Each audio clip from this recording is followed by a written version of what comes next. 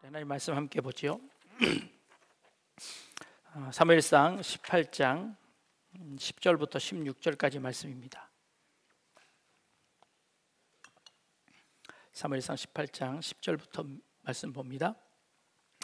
그 이튿날 하나님께서 부르시는 악령이 사울에게 힘있게 내림에 그가 집 안에서 정신없이 떠들어대므로 다윗이 평일과 같이 손으로 수금을 타는데 그때 사울의 손에 창이 있는지라.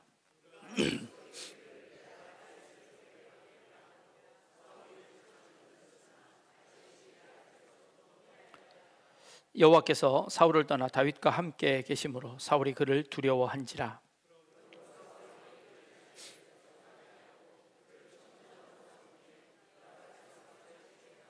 다윗이 그의 모든 일을 지혜롭게 행하니라. 여호와께서 그와 함께 계시니라. 같이 읽겠습니다. 온 이스라엘과 유다는 다윗을 사랑하였으니 그가 자기들 앞에 출입하기 때문이었더라. 아멘. 하나님께서는 하나님의 자녀들이 하나님께 온전히 순종하기를 원하실까요? 아니면 하나님의 말씀에 복종하기를 원하실까요? 순종이 더 나은 건가요? 복종이 더 나은 건가요? 여러분들의 부모님들이 여러분들의 자녀들이 부모의 말에 순종하기를 원하세요? 복종하기를 원하세요? 복종이라도 했으면 좋겠죠. 네. 복종과 순종의 차이가 뭘까요?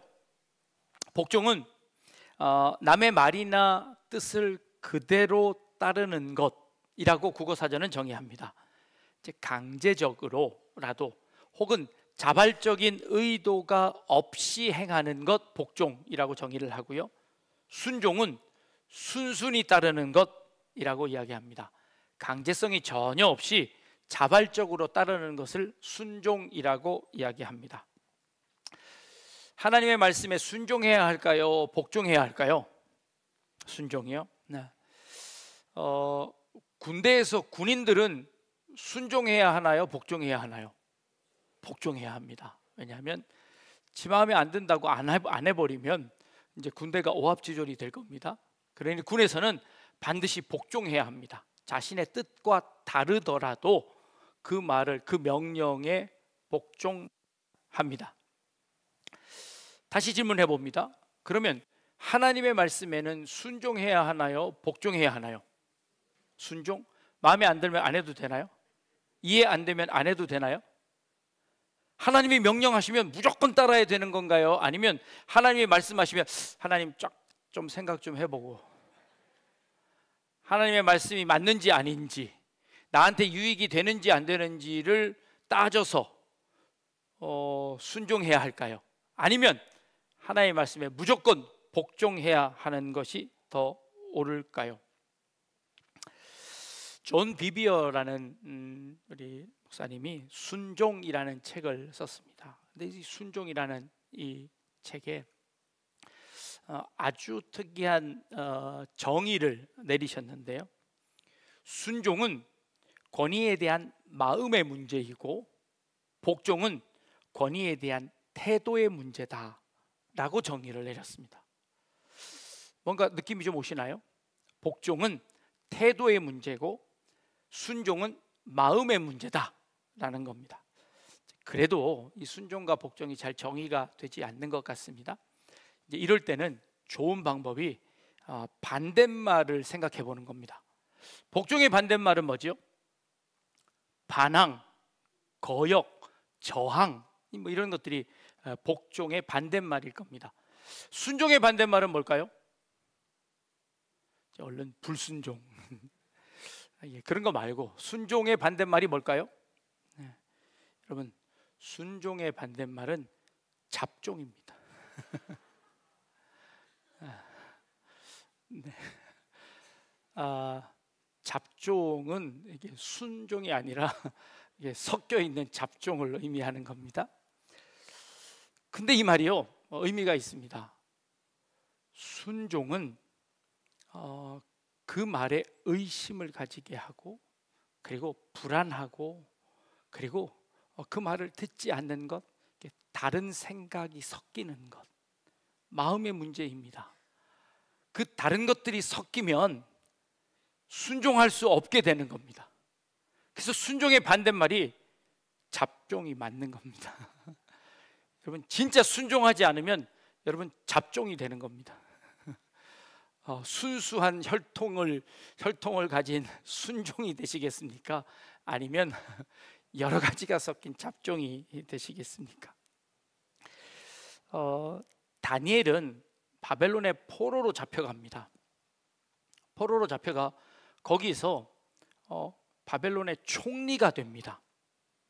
바벨론의 총리가 되기 위해서 그는 바벨론의 왕의 명령, 황제의 명령을 복종해야 했습니다. 복종하지 않는 사람에게 최고의 지위를 줄 수 없습니다. 그래서 다니엘은 철저하게 복종했습니다. 그런데 그의 마음속에 그는 철저하게 하나님의 말씀에 순종하는 사람이었습니다. 왕이 조서를 내립니다. 너희가 믿는 신에게 절하지 말라는 말을 합니다. 근데 그 말에 순종할 수가 없었습니다. 그래서 다니엘은 어떤 선택을 할까요? 그래서 절하지 않기로 합니다. 절하지 않게 됨으로 말미암아 왕이 명령한 그 처벌을 기꺼이 받기로 복종하는 겁니다.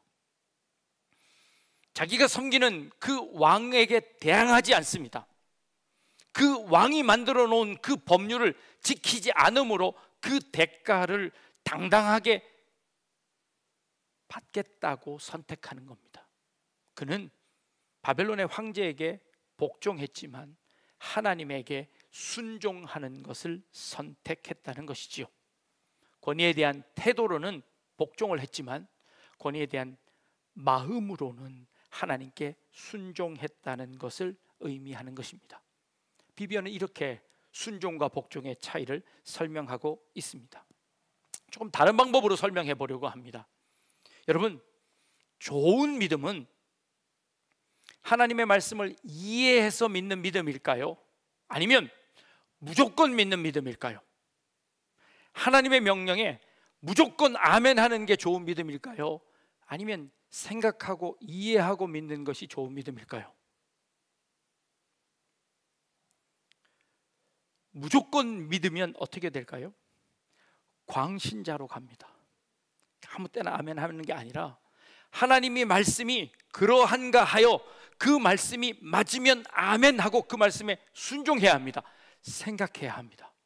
생각하지 않으면 우리는 잘못된 길로 갈 수도 있습니다. 때로는 나와 생각이 맞음으로 그걸 선택하는 것이지 하나님의 뜻을 생각하지 않고 무조건 믿는 믿음은 잘못될 가능성이 굉장히 많습니다. 그러면 이해하는 것만 믿으면 그건 좋은 믿음인가요? 내가 이해되는 것만 믿으면 그게 믿음인가요? 아니, 이해되는 것을 믿는다는 것은 그건 아는 거지요.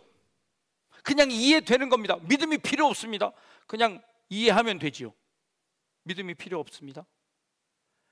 이해하는 것만 믿을 수는 없습니다.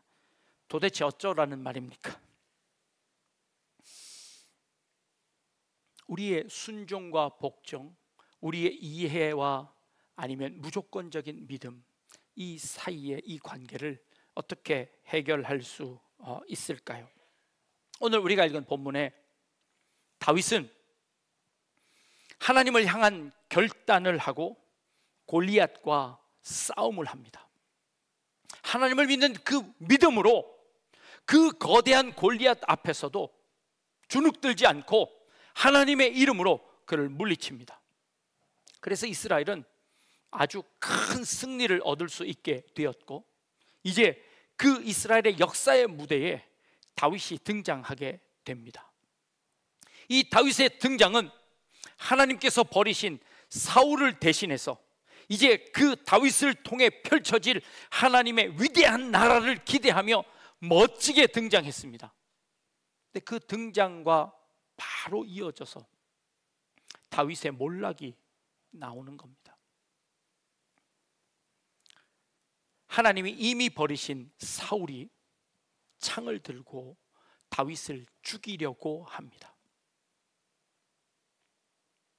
사울은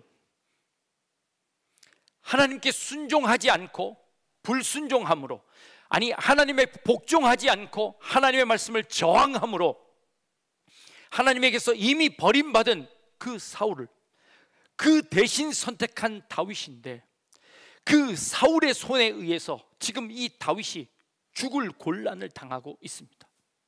더군다나 사울은 정신이 온전치 않아서 그가 괴로워할 때에 하나님의 사람 다윗이 음악을 연주해서 그의 마음을 달래주기까지 했습니다.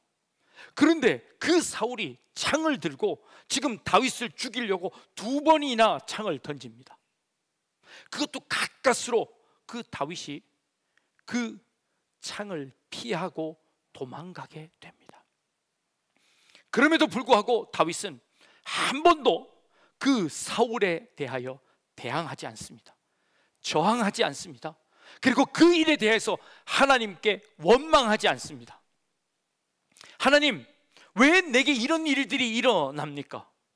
하나님의 이 역사가 도대체 이해되지 않습니다. 어떻게 정신 나간 그 사울을 여전히 하나님은 왕의 자리에 앉혀두십니까? 이건 너무 불합리한 일입니다. 이건 있을 수 없는 일입니다. 내가 그를 저항해서라도, 그를 죽여서라도 내가 하나님의 뜻을 바로 세우겠습니다. 그래야 되지 않습니까? 실제로 다윗은 이 사울을 죽일 수 있는 기회가 여러 번 있었습니다. 다윗이 사울을 피해 도망가 있던 그 굴 속에, 몰래 숨어 있는 그 굴 속에 사울이 잠자러 잠깐 들어옵니다. 그때 아무도 모르게 사울을 제거할 수 있었습니다. 그리고 그 왕위를 빼앗을 수 있었습니다. 그런데 다윗은 그렇게 하지 않습니다. 하나님께서 세우신 그 권위에 내가 복종하겠습니다 라고 이야기합니다. 그 복종을 통해서 진정한 순종이 무엇인지를 이 다윗은 그의 삶을 통해 보여주고 있습니다. 내가 이해되지 않지만, 그러나 하나님께서 세우신 그 권위에 복종함으로 말미암아 참된 순종이 무엇인지를 그의 인생을 통해서, 그의 삶을 통해서 온전히 우리에게 보여주고 있는 겁니다. 불합리합니다. 삶을 살다 보면 이해되지 않는 일들이 참 많습니다. 하나님, 내 삶 가운데 왜 이런 일들을 주십니까? 하나님, 이거는 너무 불합리합니다. 이런 일들을 왜 하나님이 허락하십니까? 이 땅의 이 전쟁들을, 이 땅의 이 기근들을. 어제 처음 그 집을 방문하면서 어떤 한 분이 어떻게 이런 데서 살 수 있습니까? 이걸 왜 나라에서 구제하지 못합니까?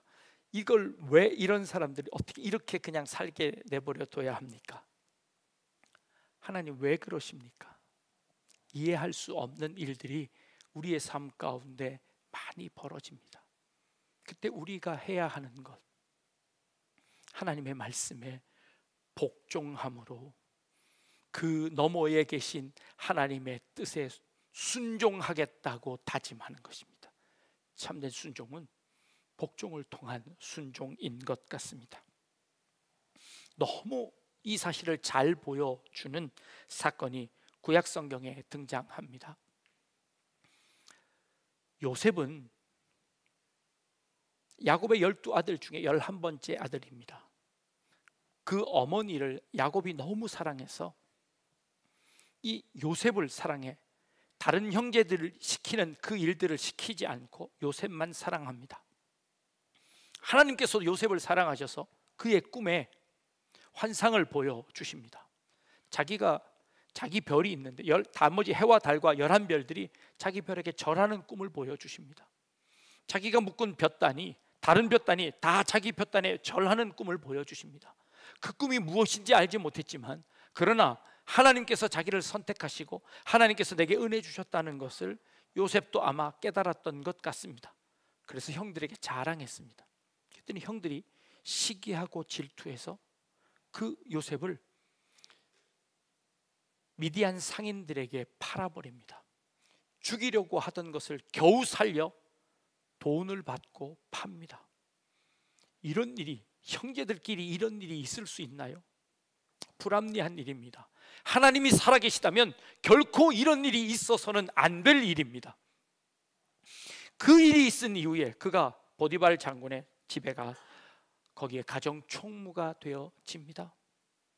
그런데 성경은 그 가정 총무가 되어졌던 그 순간에 이 요셉에 대해서 어떻게 기록하고 있냐면, 여호와께서 요셉과 함께 하심으로 그가 형통한 자가 되었다라고 성경은 기록합니다.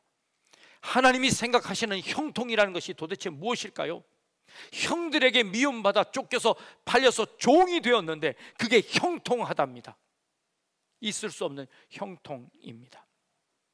그런데 그 집 안에서 그는 종으로서 그의 주인에게 복종하며 그 주인이 시키는 모든 일들을 성실하게 감당합니다.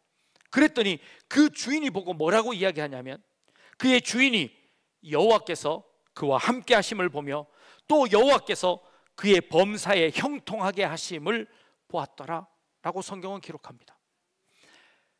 그 옆에 주인이 보니까 이 요셉이 하는 일들마다 형통하더라는 겁니다.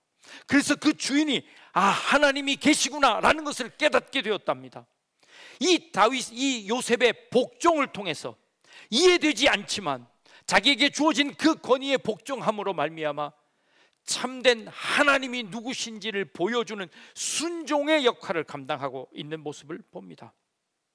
그러던 요셉이, 그렇게 형통하던 요셉이 거기서 모함을 받아 감옥에 갇히게 됩니다. 그런데 감옥에 가서도 그 감옥을 다스리는 간수장이 이렇게 이야기합니다. 간수장은 그의 손에 맡긴 것은 무엇이든지 살펴보지 아니하였으니 이는 여호와께서 요셉과 함께 하심이라 여호와께서 그를 범사에 형통하게 하셨더라. 또 형통이라고 합니다.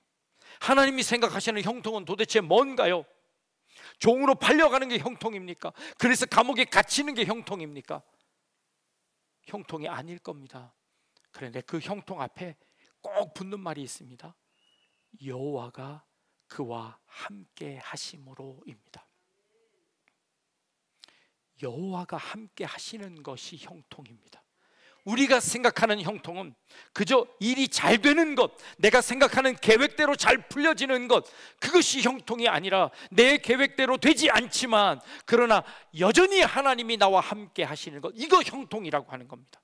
그 형통을 통해서 하나님이 나중에 요셉을 총리로 만드시는 겁니다. 총리가 된 이후에 그가 가정 총무로 있으면서 있었던 일, 그가 감옥 안에서 정치범 수용소에서 있었던 그 모든 일들을 통해, 그 훈련을 통해서 그가 총리의 직을 온전히 감당하도록 훈련시키는 하나님의 모습이 그 속에 들어가 있었던 것이죠. 결국 형통은 내가 이해하지 못하지만, 내가 상상할 수 없지만, 내가 감당할 수 없는 일이지만, 그러나 하나님이 나와 함께 하시는 것, 이것이 형통이다 라고 하는 것이죠. 오늘 말씀에 다윗도 여호와께서 그와 함께 계시니라, 사울이 정신이 나가 다윗을 죽이려고 하는 그 순간에도 다윗은 복종했습니다. 그 다윗이 마음에 들지 않아서 저 지방으로 좌천시켜 버렸습니다. 저 지방에 가서 있어라 하고 그를 좌천시켜 버렸습니다. 그런데 좌천되어 간 그곳에서 그는 성실하게 복종합니다. 그러자 그 백성들이 그를 보며 여호와가 함께 하시는구나 라고 깨닫게 되었답니다. 하나님은 다윗을 그렇게 억지로라도 복종하게 함으로 그가 하나님에 대한 참된 신뢰를 갖게 하는 것, 이 진정한 순종이라는 것은 하나님이 나와 함께 하시고 나와 함께 하신 그 하나님은 능력이 있으신 분이고 내가 생각하는 그것보다 더 큰 능력을 가지고 계시고 더 큰 계획을 가지고 계시다는 하나님에 대한 전적인 신뢰를 가지는 것, 이게 순종입니다. 그래서 그 순종은 내가 이해하지 않더라도, 내가 그것이 불합리하더라도, 이해되지 않더라도 그 하나님을 신뢰함으로 그 하나님을 의지하고 나아가는 것, 이것이야말로 참된 순종이라고 해야 할 것입니다. 하나님은 하나님을 복종해야 한다는 그 말을 순종하는 그 자세를 보고 참된 순종의 의미를 우리에게 가르치십니다. 그 순종의 깊이를 알게 하십니다. 여러분들의 상황이 어떤지 잘 모릅니다. 여러분들의 형편이 어떤지 모릅니다. 여러분들의 기도의 제목이 무엇인지 잘 알지 못합니다. 그러나 하나님이 여러분과 함께 하심을 믿습니다.